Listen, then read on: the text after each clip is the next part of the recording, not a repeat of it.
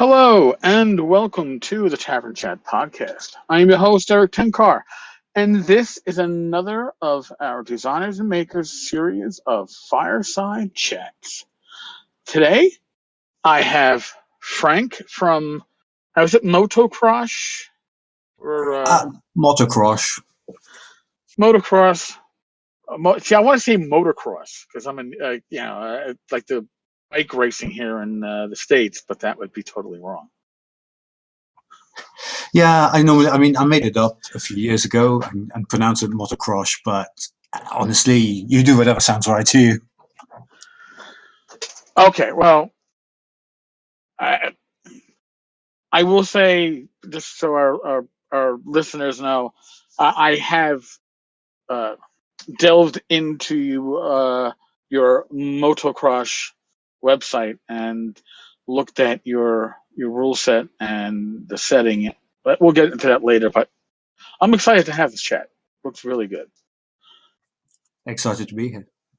All right. Well, here I'm gonna ask a few questions, and then we'll get to the meat and potatoes of this.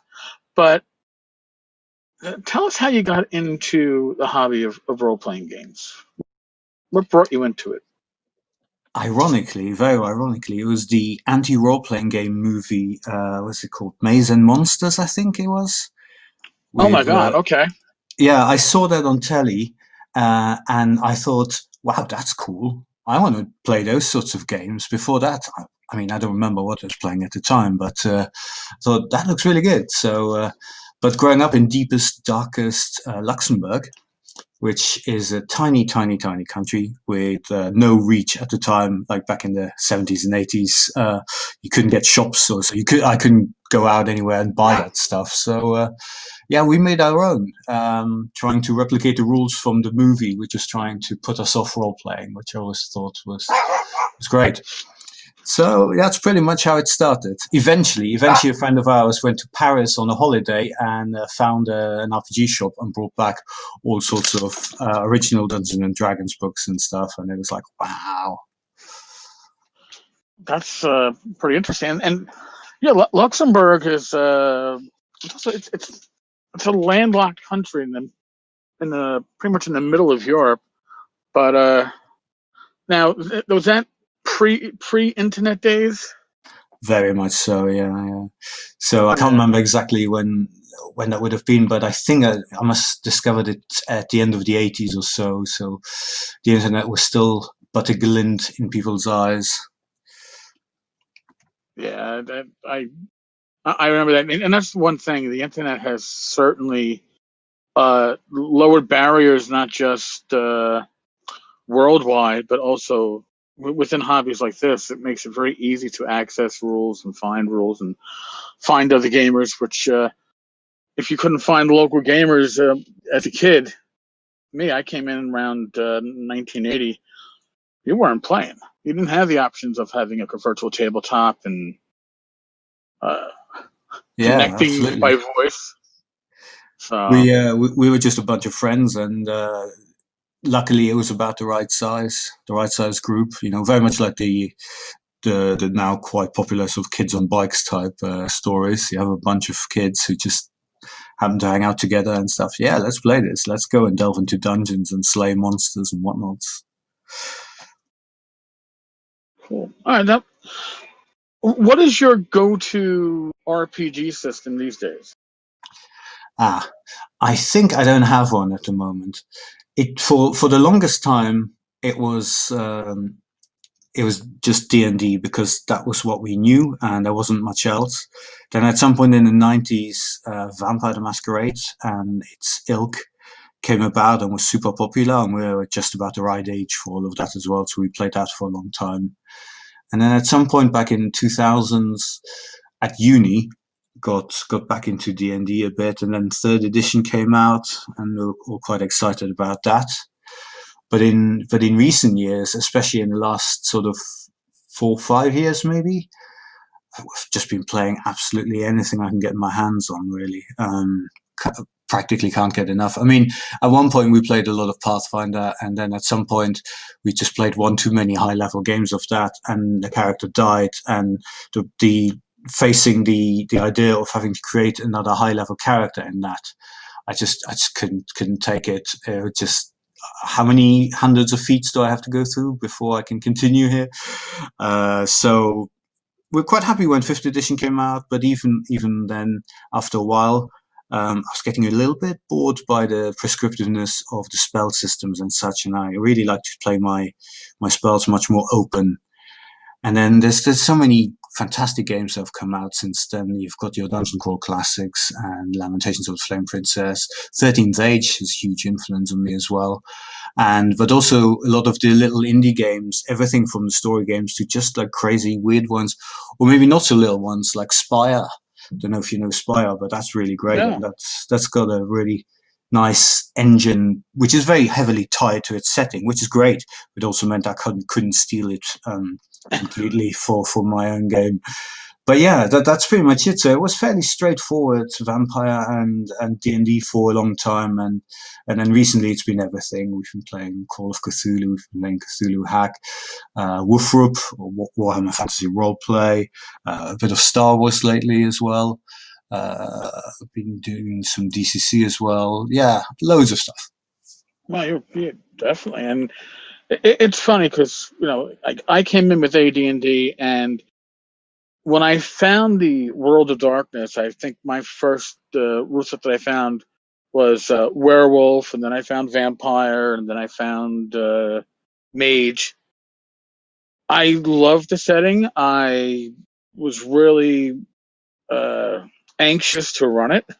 Could never get my group to even sit down for a character generation session. See, Couldn't do it.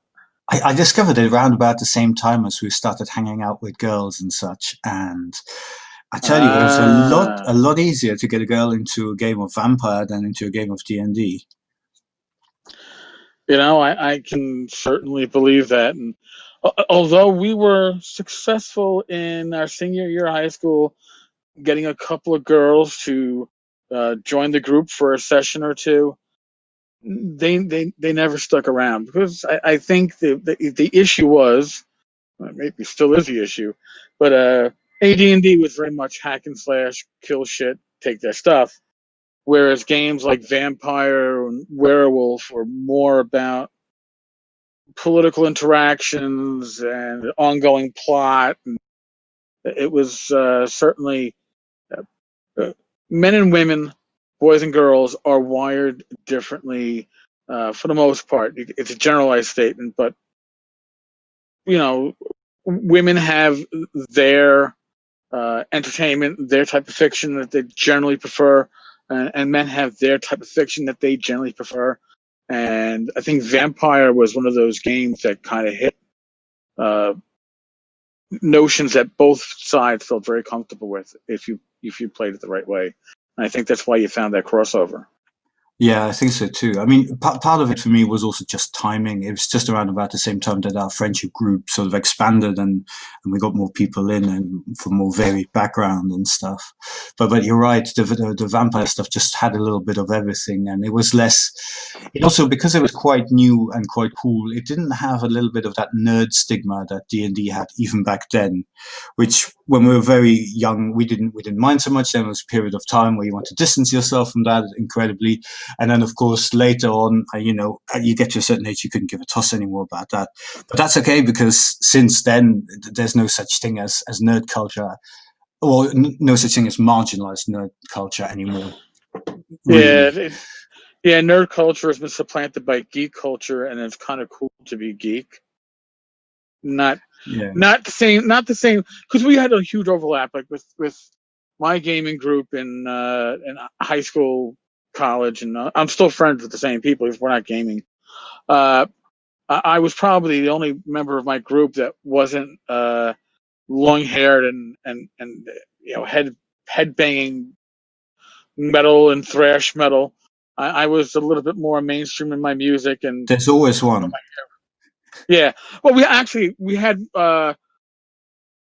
one friend in our group that Paul, who we used to joke was Mr. GQ, because even in high school he was wearing like sweater vests and suits, and but he was into heavy. He was really into the heavy metal. Took me a while to grow into heavy metal. Just wasn't me. But I could not grow my hair long, down to my waist. Just my hair doesn't do it. So my hair was unkempt, I guess, in high school and my early college years. But we weren't worried about being cool because hey, heavy metal was cool on its own. I guess Oh, I guess that was the cover story. We were gamers that had heavy metal to keep us in the in crowd. yeah. And for some reason, it just made me think of this movie that was recently made. Is a remake of that comic from the 80s about how D&D is a gateway drug to Satanism and stuff. And I can't remember the name of the film company, but a couple of years ago they made a short movie of 30 minutes, I think, film version of that. And in that, all of the gamers are the extremely cool crowd. Like the hallway, everyone sort of suddenly stops the college hallway and who are they? Those are the gamers, and they come through in a slow motion style thing with the hair flowing back. It's not exactly how I remember it from back my childhood, Nah, but close enough, I suppose. yeah, we weren't totally ostracized, but we weren't necessarily the coolest ones either. Although I do remember when my friend Dave cut his hair. He had hair down to his waist. Most of my group was in a heavy metal band at the time, and he didn't show up for about 6 months of gaming. When he came back, he'd cut his hair. My mother didn't recognize him when he came over, and then on top of that, she's like, "Oh my god!" And you would think that my parents are in their 70s now, so you would think that you can tell the generation born I guess right before the end of World War II, and she was actually disappointed that he cut his hair. She mourned it. She mourned the loss. She told him that. She goes, "Oh my God, I miss your long hair. It looks so good on you," and all that stuff. I was like, "How is this my mother?" Because you don't expect that from your parents to, uh, I guess, be so accepting of a cultural thing that isn't part of their generation. Yeah, I But I suppose was, it depend. It depends whether they've lived through the sort of the '60s in a certain oh style. well, yeah, yeah. My mother was involved in women's lib until she wasn't involved in women's lib. I think what happens in a lot of these movements is that you get into them because you believe in what the whole mission is, but then you get a little bit higher in the hierarchy and you realize that the stated mission isn't always the mission that is the one that's being billed, and that's when she was like disillusioned. Yeah, that's a So shame. yeah, but all right, so let's go on to our next question. Save or die. You play. You've played AD&D. You've played DCC and Lamentations, where it's a very lethal system. Where do you Yeah. where do you stand, or what are your feelings on the whole save or die concept that's especially prevalent in the older school, I guess, style games? Yeah, so I mean, in large part, it depends with the people that you play with as well, with the group and what the general consensus of the group is. I mean, as a general answer, I would say it depends a little bit on the speed and the ease of which you can create a new character.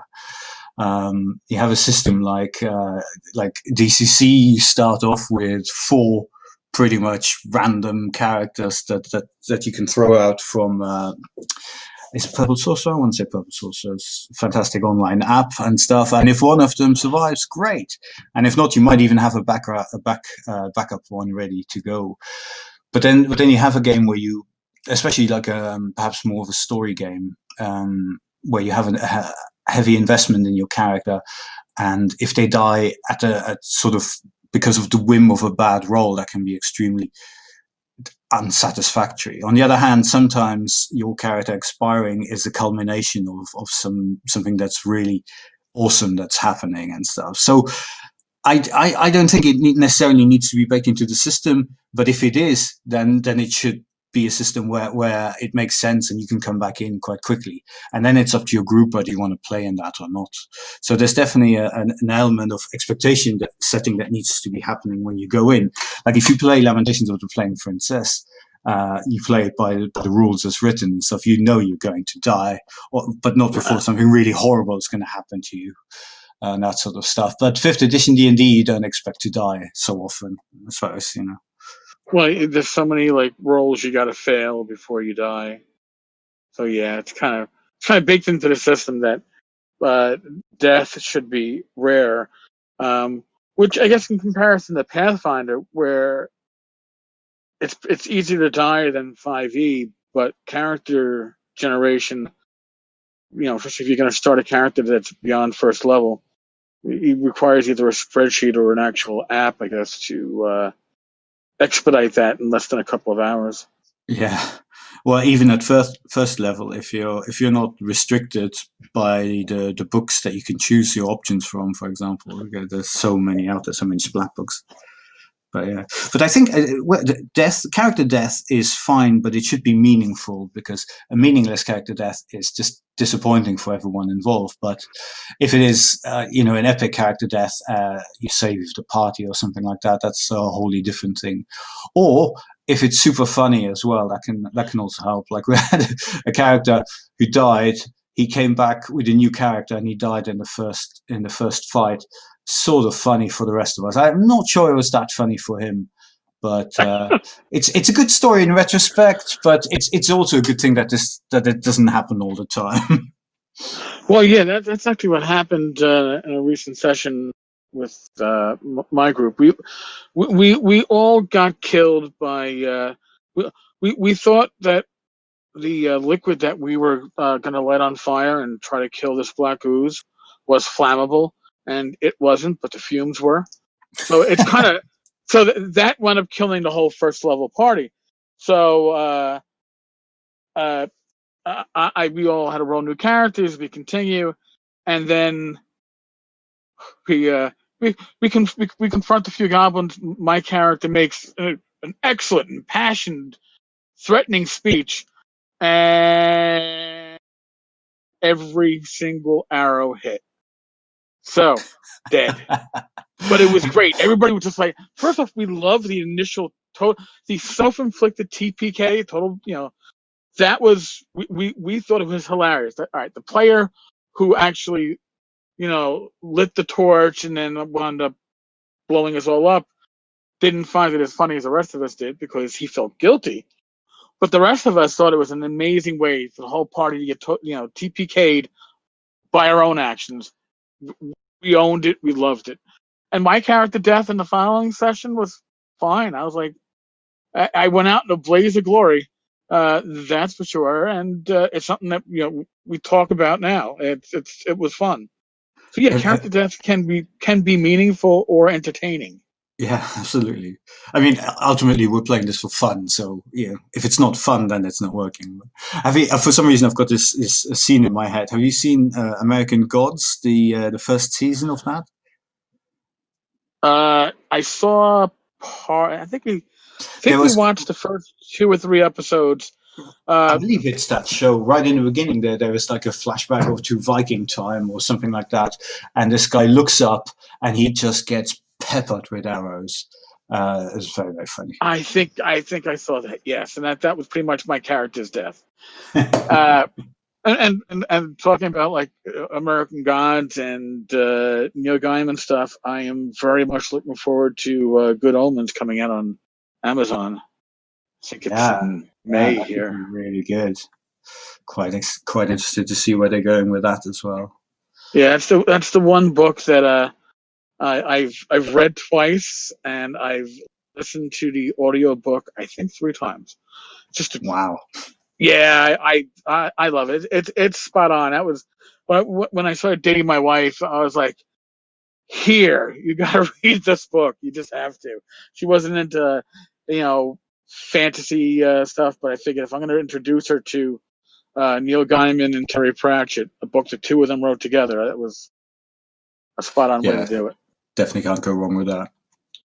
Yeah. So had a lot of fun with that. All right, so now I'll hit you with the last question before we go off the rails and go onto our own path here. But how old were you when you came into gaming?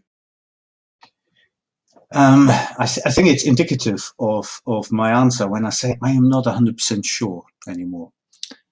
I was in my early teens, I believe, but exactly what I am not quite sure. I think a bit later than some people I know, but that's probably because I lived in Luxembourg, and you have to be exposed to these things before you can know about them.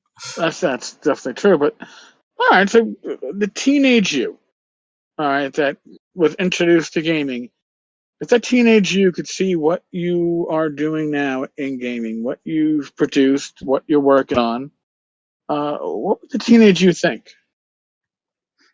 I think first of all, the teenage me would be super impressed with the amount of stuff you can do on computers now. Like I do, I paint on, well, sorry, not paint per se. I do illustration on iPad.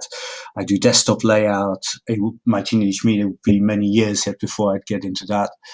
And just the ease with which you can do it now, rather than having to copy and paste it and copy it again and cutting it out and pasting and stuff. Would be very, very impressed by that. But also just having a reach in the sense that the barrier to entry has never been lower than it is now. And Definitely. being able to, sorry? No, definitely. Like, No, you're spot on. So you create something and you can just put it out there by putting it on Twitter, putting it on Facebook, or just putting it on Drive-Thru RPG. And if it's good, it will find an audience. And that's pretty awesome. And there's also, because there's less commitment, well, a lot less commitment now, because print on demand makes it very easy as well. So even if you put the effort in yourself and then it doesn't sell, or well, depending on what you want to get out of it at any rate, but if it doesn't find its audience, then you haven't spent thousands of dollars or whatever on a giant print run, which is now taking up space in your garage and such. So I think already my teenage me was very excited about technology, having gotten my first computer when I was 10 and starting programming then. Wow. So the idea that the only thing is I don't make a living from role-playing stuff. This is purely a hobby, and frankly can't see me doing it as full-time career at any point soon. But just to be able to do it at all is super fun. And I spend most of my time when I'm not doing work that pays for my bills, or indeed pays for this stuff, working on it. So. Well, yeah, for me, when I was a teenager, I wanted to, well, I either wanted to write for comic books, and be a story writer for like Green Lantern or Batman, or I wanted to get involved in working RPGs. But back in the mid '80s, your option for RPGs was, move out to Lake Geneva, Wisconsin, and make your pitch, and I guess hang around those guys long enough where maybe you come in as an intern. It wasn't going to happen. Now, like you said, you can pretty much self-publish. I've done self-publishing, and print on demand is such a huge godsend, because you're right. You don't have to spend thousands of dollars up front printing out copies of something that you don't know how well it's going to sell. And I know people who they live in apartments, and they probably have like half their living room stocked full of RPG books that they're trying to sell, that they've printed. And my wife would kill me if I ever did something like that, and rightfully so. And she's embraced the hobby since marrying me, and it's been great support. But if I had half of a room, full of books that hopefully would get sold down the line, she'd kill me for she'd kill me for wasting money and for taking up space. I think I don't know if it's still the case, but I think for James Raji from Lamentations, it's like that for the longest time. With half his apartment taking up with books, But luckily, he does sell them quite quickly as well. So No, initially, yeah, I remember a picture of like the stuff in his living room, and God bless James, God bless his wife.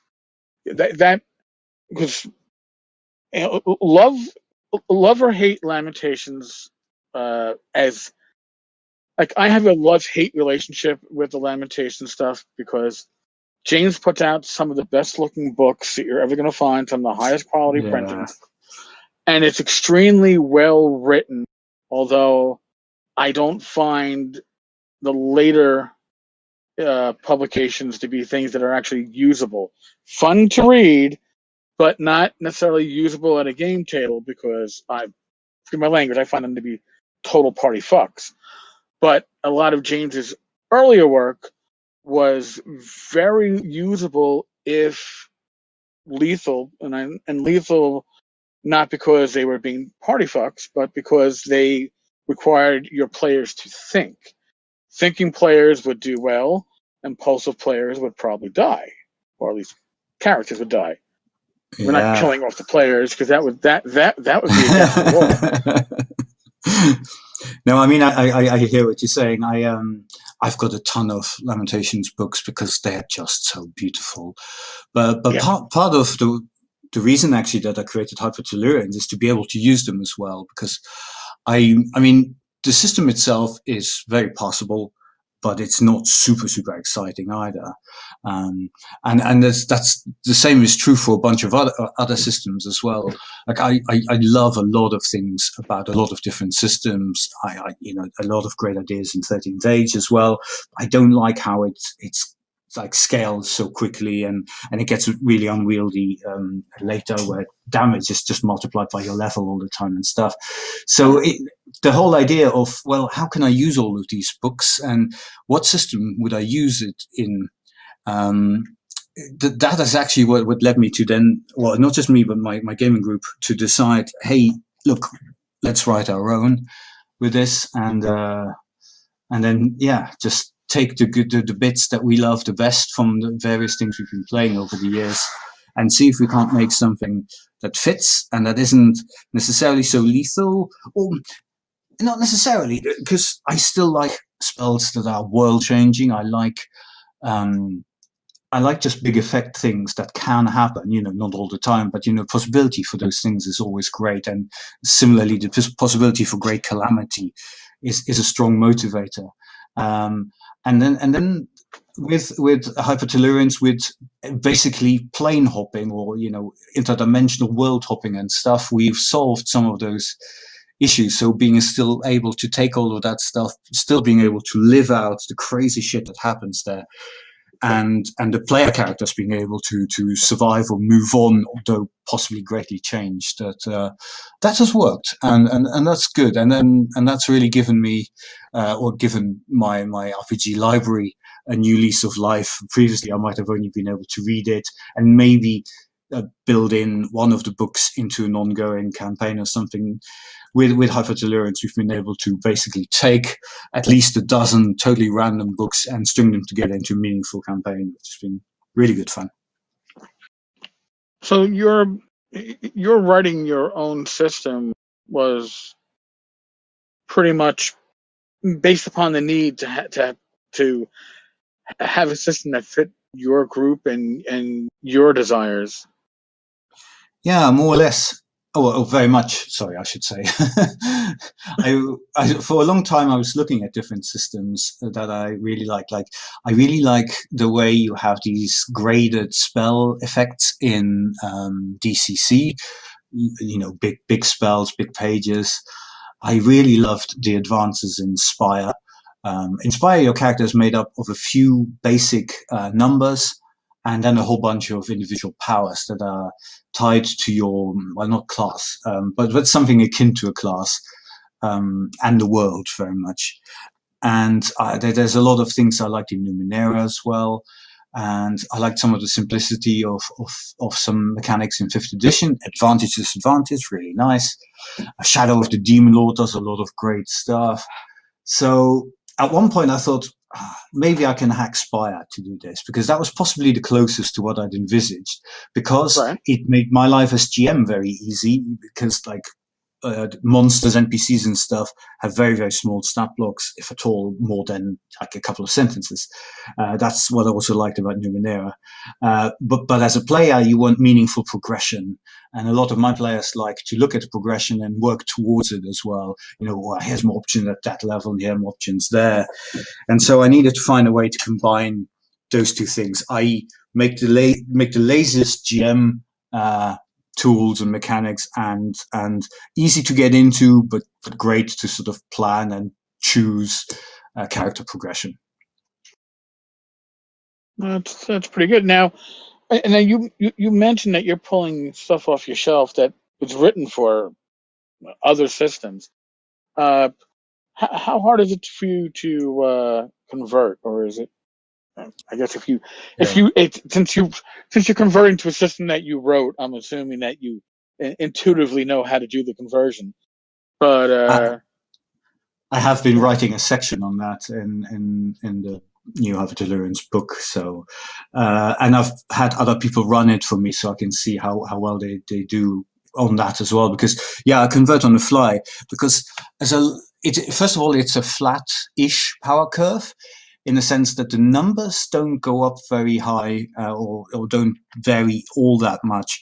But the powers, sort of the effects that you can do, the way you can affect the world around you, so varies wildly, and that's kind of independent of your level, whether you're starting character or to an extent at least to a later character. So when it comes to actually converting like a monster or something like that, I can generally take the hit dice, and from that multiply the hit dice by 3 or 4, and there's your character's hit points, and that's pretty much it.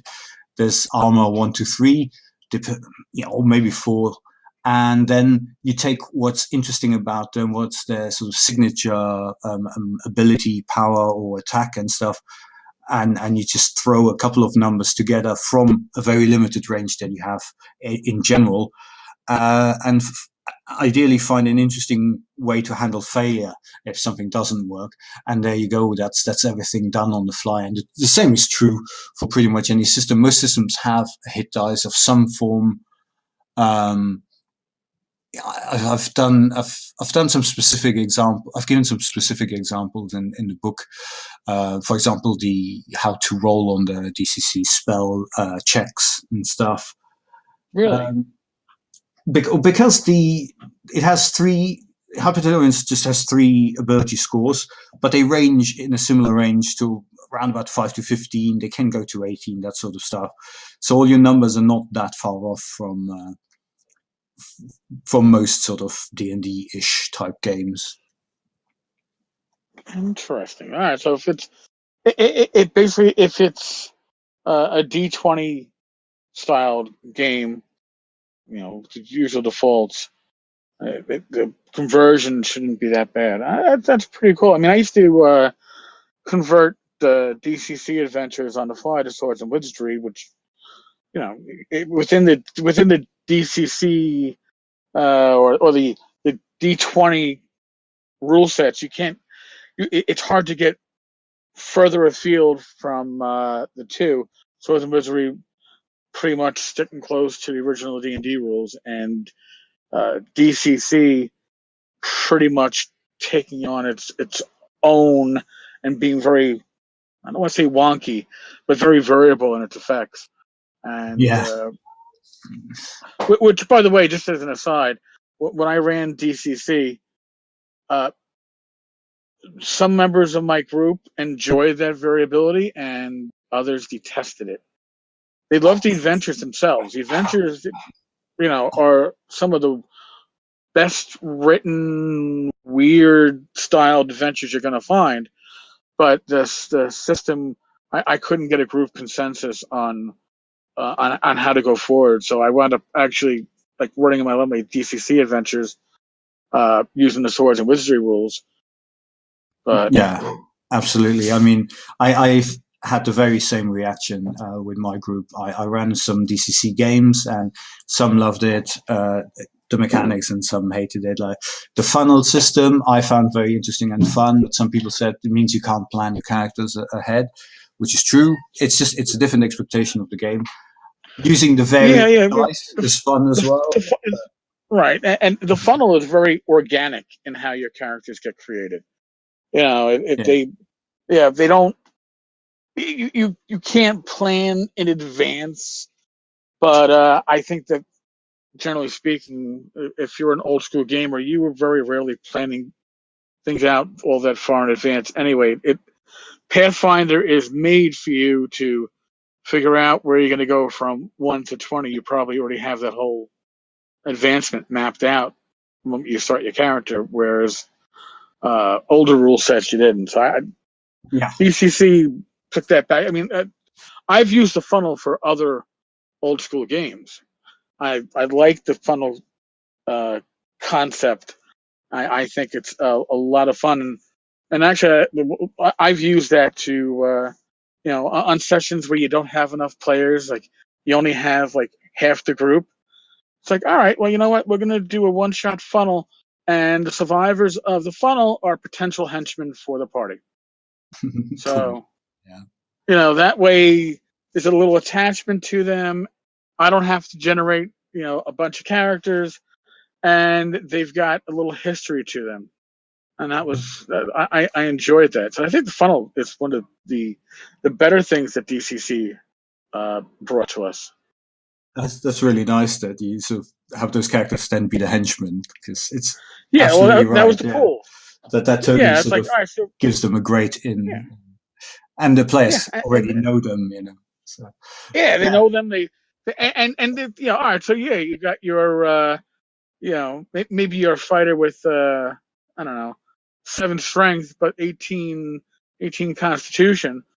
At least now you have a background as to, well, this character is still a survivor. They survived this, so therefore there's something for them, and maybe 1 or 2 picked up a magic item. So you never know. Yeah, I was going to say not funnel. Something about you're talking about the funnel idea and the sort of the not planning your character being much more in line with the old school games and stuff, and that comes back to your save or die question earlier, because they are generally much more lethal, so you don't plan too much, you don't get too attached, you just sort of take it as it emerges. But then when you have players who are used to your Pathfinders and your 5th editions and stuff, then it's a different thing. But I completely agree. Say these are some of the funnest adventures, because they are crazy and they have really great imaginative elements in them. Just when James Goodman writes in the introduction saying, like, don't think of things as a type of monster, just treat them as unique. This is a weird, unique thing, not like this is a type of Gorgon or something like that. And that just makes your monsters much, much more interesting as well, or the things that people encounter. And also the mixing of fantasy and sort of science fiction elements. Back in the early 20th century, that was kind of normal. That was kind of how fantasy was anyway. And you see it in all the modules, like Barrier Peak, Exhibition to Barrier Peaks, and other modules. You see that anyway. And then it became a bit more purist, where you wanted your fantasy to be untainted by that. But Hyper-Tellurians again takes all of that and goes like, no, we're playing science fantasy in the future of old. So we have planets and we have spaceships, but we also have mostly spears and bows and swords and whatnot, and maybe a ray gun or something. But and I think that's great, because you have your dinosaurs mixed in your DCC adventures with all sorts of crazy stuff, and it just works and it's fun. Well, and that's what you just really hit on. It's fun, and that's what gaming is supposed to be about. And any system that encourages fun, or a setting that encourages fun, that's awesome. And again, like you said, the DCC adventures are written to be fun, and challenging. But I've played with Doug Kovacs at conventions. Cool. And I love his art and those things. Yeah, and listen, I consider Doug a friend. Every time we're at a convention together, we get some time to talk and catch up, and I own some originals of his art. But he runs DCC as more of an DCC experience, less worrying about the rules, and he certainly knows rules well enough to not have to refer to the book.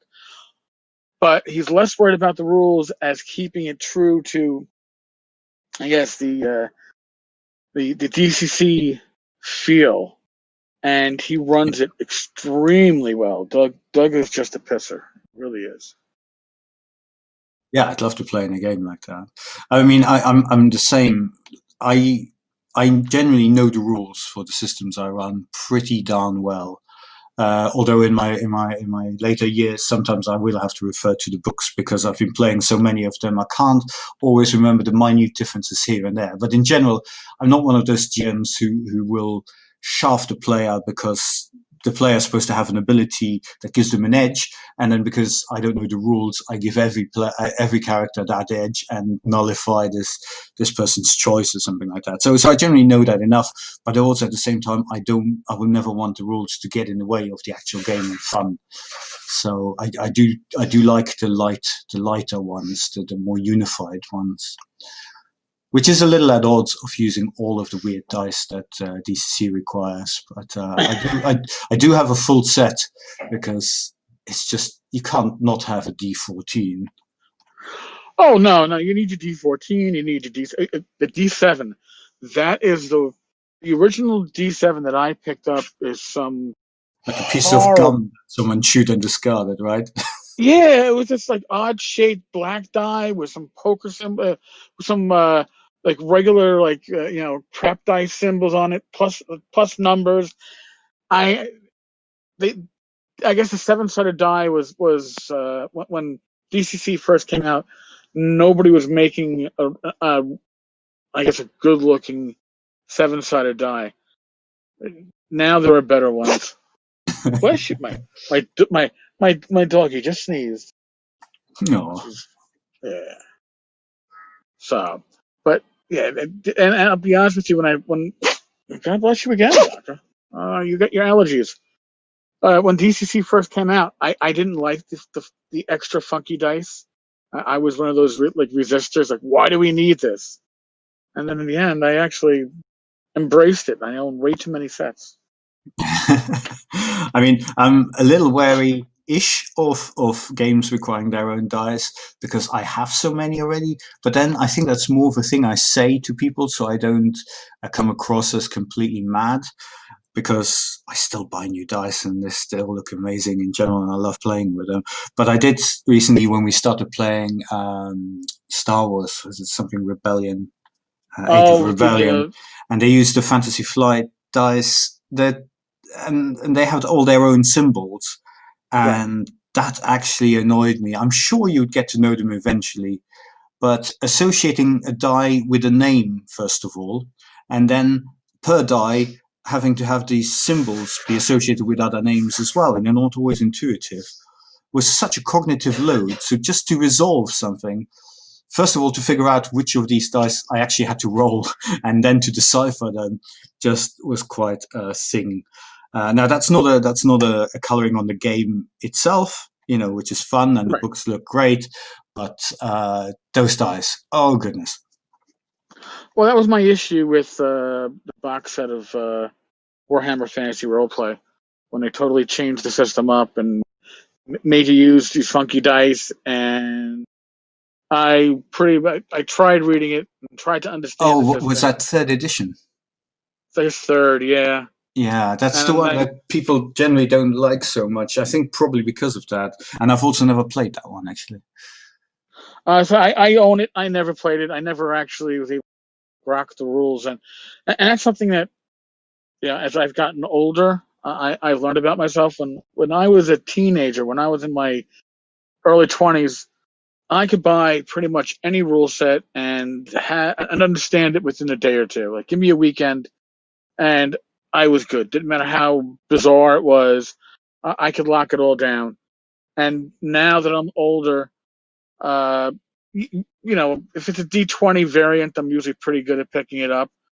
But there are few systems, if they're too complicated or too obtuse, my brain doesn't pick it up easily. That being said, something like Faraway Land, which is a wonderfully bizarre fantasy role-playing game with basically black habit nuns and Abraham Lincolns as monsters amongst everything else.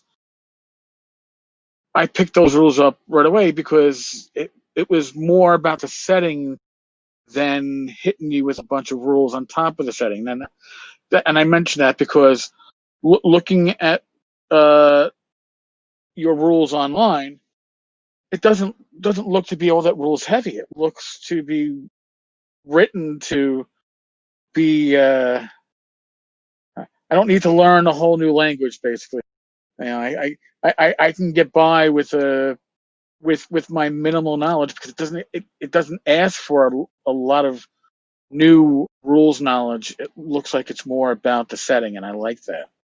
Yeah, absolutely. I mean, I'm the same. I don't want to spend too much time on learning a new rules system. I try to make it as streamlined as possible, and as easy to calculate or to run on the table. I mean, doing some front load calculation is fine, but systems that ask you to do a lot of maths on the table just slow it down for a lot of people.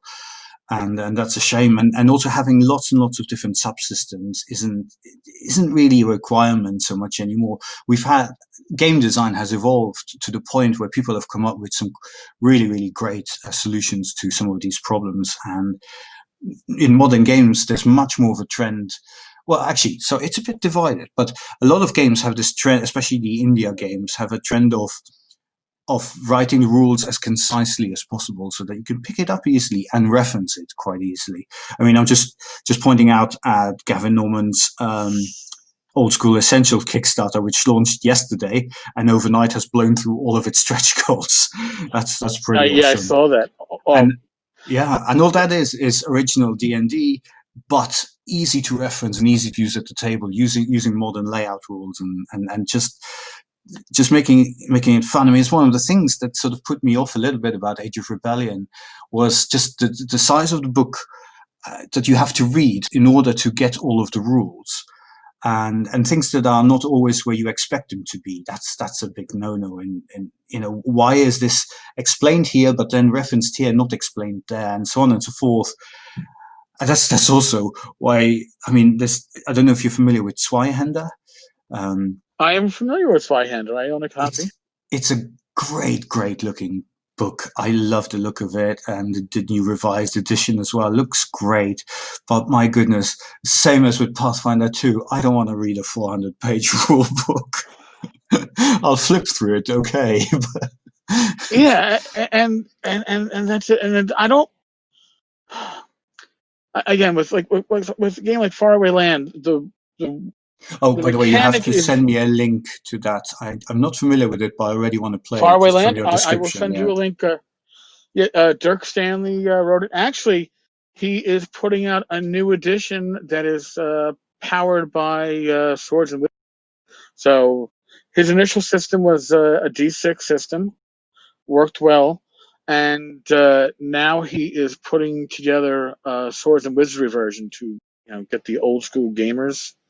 Yeah, cool. Playing it, and the artwork is amazing. And I'll tell you what grabbed me, how I found it, is that he was releasing the adventures for it for free, or pay what you want.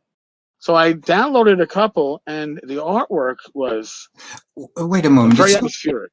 It's not the one where the artwork looks a lot like a Rick and Morty type cartoon. Rick and Morty or Adventureland, yes. Yes, then in that case, I have it. I got the book because I was drawn in by the art when it was released. I thought I must have that, and then I started flicking through it, and the layout and the fonts used in it, I believe it's Times New Roman, put me off to such an extent that I couldn't continue. I know I am such a graphic design snob, but some books just really put me off. and especially in this day and age, if you know you're not good at this, get someone else to do it. People will want to do it for free. If you show them your art, for example, if you show them you've got that, someone will do your layout for free or for peanuts, and they'll be good at it. I see way too many books out there that it's just like, oh my God, how about a margin? Would that be too much to ask for? Or things like that. I know I'm a bit of a pedant when it comes to those things, but it's not hard. It's not hard to find someone who can do it nowadays. Well, then here, I'm going to give you my experience. I wrote Swords and Wizardry Light, which is a 4-page breakdown of the Swords and Wizardry rules that was published by For Our God Games, and it's great. It covers 3 levels because I want something that you can actually experience leveling in. And I got permission to self-publish Swords and Wizardry Continual Light, pretty much taking the same concept to 17 pages. And I laid it out myself, and the rules have been well spoken of, has some great reviews. It sold well, but the best comment that I got about my layout was that it was serviceable. And I do have a volunteer to lay it out, I guess, properly. I was happy that I actually got serviceable because I had never laid out anything but one page, one or 2 page, pay what you want documents prior to that.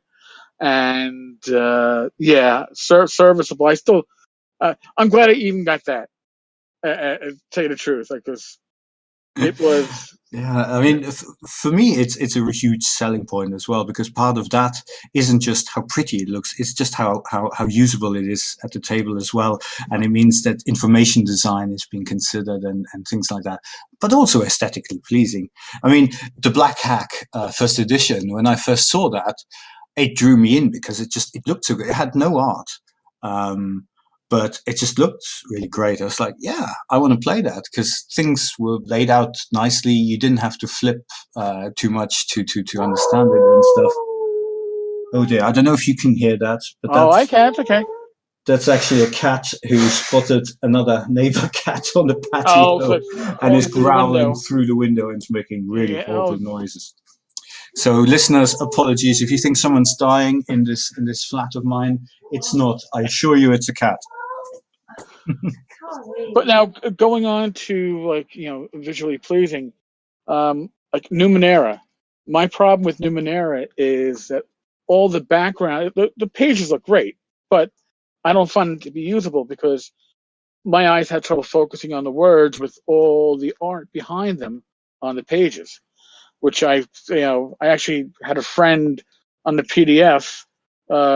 He literally ripped the background art out of the PDF pages so I could read at least the PDF version of what I owned in hardcover, because I found it overwhelming for my eyes. It was not comfortable. But that's me. Other people, their eyes don't have a problem with it apparently. But I mean, that is an issue that you should keep in mind. That's just about making your product accessible as well, because everyone perceives things differently, and especially when you put background images on, it is a double-edged sword. Some people will love it, some people will hate it. I like it personally when it's well done, when it doesn't detract from the text. It's very easy to screw that up as well. But I'm also aware that even a very light background can still be quite distracting. In my case, I make really, really fancy PDFs, and then all the actual text is Creative Commons, so you can just take that from the website and paste it into a Word document if you want. So that's sort of, in my case, that's my compromise, in a sense that I will try and make it accessible and not overbearing. And also give you the text if that's still not good enough. That works. Definitely. So now with your system, it's available on the webpage. Are you going to be putting out printed version? Is there a printed version? Because I was just looking at the webpage. Yeah, so the webpage is where we've been putting up the system as it's been iterated on over the last year of playtesting and so on. And it's now finished. Well, it was finished about a month or two ago. And I'm now working on the final manuscript of that. So the latest version is actually not on the website yet. That's had a lot more stuff written, especially for the GM, and sample spells, monsters, and items and stuff like that, and conversion notes and this and that. And that's currently with the editors, and I'm currently working like frantic on the layout. The covers come in from the artist, and she's done a fantastic job. It looks really great in the vein of sort of old sci-fi pulp book covers and stuff. And we're going to have a lot of that sort of art in it as well. And I have another 2 weeks or so to finish the layout, and then it needs to go to the printers, so that it's the debut of the hardback is going to be the UK Games Expo at the end of May, and shortly thereafter or before, depending on how it works out, it'll go on sale on print on demand on Drive-Thru RPG as well. Yeah, and then of course at some point there I will also update the website with the final text, so you'll be able to reference it as you see fit. I love a book for reading, and for inspiring myself and stuff, but I also like a website or PDF for searching through. I mean, I like websites actually a little bit better if they're well done, because you can have different sections open in different tabs very easily, and a much more lightweight or less demanding on your computer power than PDFs are in general. And you can read them easily on phones and stuff if they're nicely responsive. But so having those two things is quite important to me. And yeah, I can't wait to have that book out, because it will be the culmination of a year's work between myself and a bunch of other people, not just the playtesters, but the editors, the artists, and everyone else who's become an unwitting playtester by agreeing to join a game night at my place or something like that.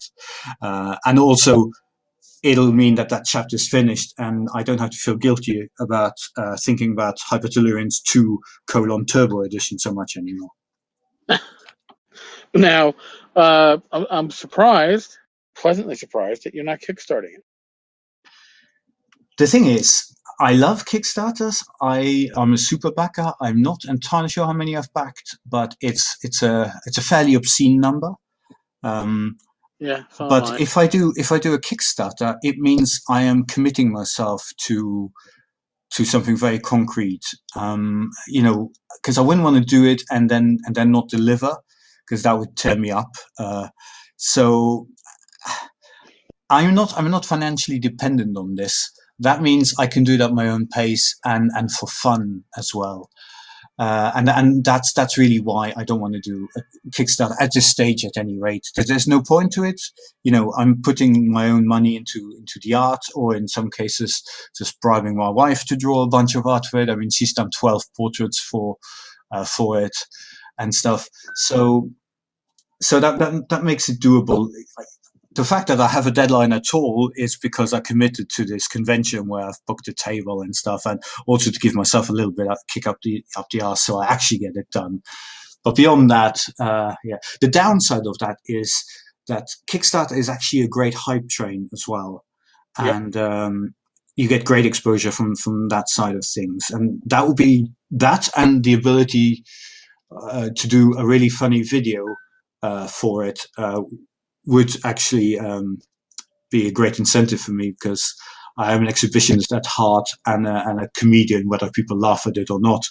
But so I used to do. My wife and I, we used to run cabaret nights back in England for several years, and because we had limited budgets for that, we would normally do an opening act together, and that was something very, very silly, often with a little bit of magic. And you don't have to be so good at magic if you make it funny. And then we didn't have to pay ourselves. And that way, by the time the actual act came on, people were already a little bit tipsy, and that made the whole thing run smoother. So doing a video, which I thought about many times in my head for Kickstarter, would be quite funny. In the vein, hi, I'm Troy McClure. You may know me some such. Well, I don't know actually, but from such blog posts as yeah. Oh, actually, people might know me, or at least they did back on Google Plus for my Scratch maps. Okay. We talked about DCC earlier on Dakovex and stuff, and the maps in DCC are some of the best things. I just love them. And I looked at them when I first sort of encountered them and thought, man, I have to use this at the table somehow, but obviously I don't want to give everything away. So I looked up how to make scratch off things online, and then send it to my wife and say, "Can you make me some, please?" And yeah, so she just made of that scratch material on to basically self self binding, self gluing. Paper, and we stuck that onto printed out maps, and then you just erase it as the people explore it, and that actually works surprisingly well. Harley Straw was very impressed with that as well, and I'm fairly certain that that's what got them into the idea of making these scratch-off characters for the funnels. For that, which presumably was more financially viable than doing the full maps and stuff. But yeah. That was an aside. I completely forgot what your question was. I completely forgot what it was now too. That's okay. That's fine. Oh, okay. So now you're going to print soon. It's going to be ready for the UK Expo, and then I guess what we're looking at June, July drive-through. Yeah, well, I'm going to get it printed via drive-through, so it should. If there should be no reason. Oh, okay. Yeah, there should be no reason why it shouldn't go live at the same time, or maybe even a tiny bit earlier on there. The reason I'm saying I need to get it ready in the next 2 weeks is because I haven't gone through the proofing process a couple of times now. It can take a time, can easily take a week and a half to get everything sorted from the uploads. Luckily, I'm a verified publisher now, and I've done 2 books, so hopefully I've got it down. Sadly, this one's going to be a slightly different format. It's going to be on first hardcover, and it's going to be 6x9 instead of A5. So still, I'm hoping that the first proof will be all right, and then I can immediately order the lot. But there's a margin for error there, but it's not a huge margin. So fingers crossed. Oh, very cool. Reach out to me and let me know when it hits drive-through. Besides the fact that I plan on picking up a copy for myself, I'd like to let my listeners and the readers on the blog side know. Oh, absolutely. Yeah, I'd love to. Don't worry. I will post it immediately in my channel the moment I know something. Sounds like a plan. Well, Frank, thank you very much, man. This was a good chat. Thanks very much for having me on. It was a pleasure. I'm looking forward to the release, man, because I said there aren't too many new systems that I look at and go, yeah, that's something I really like to run. It's usually like, it'll go on my shelf. I'm looking forward to this because it looks like something I'd like to run. Yeah, sounds great. Just so my listeners know, I will include links to. I want to say the Mottokrosh, the Mottokrosh website in the show notes, and again, Frank, good times, man, good times. Yeah, thank you very much. And yeah, if there's something you dislike with the system, or some other comments, you know where to find me and to shout at me. Right. Frank has a channel on our Discord server, so if you need to make comments, look at the Mottokrosh channel, and you'll find Frank there. And again, as always, folks, thanks for listening. God bless. Be safe. Roll those dice, and I will talk with you all tomorrow. Later, folks.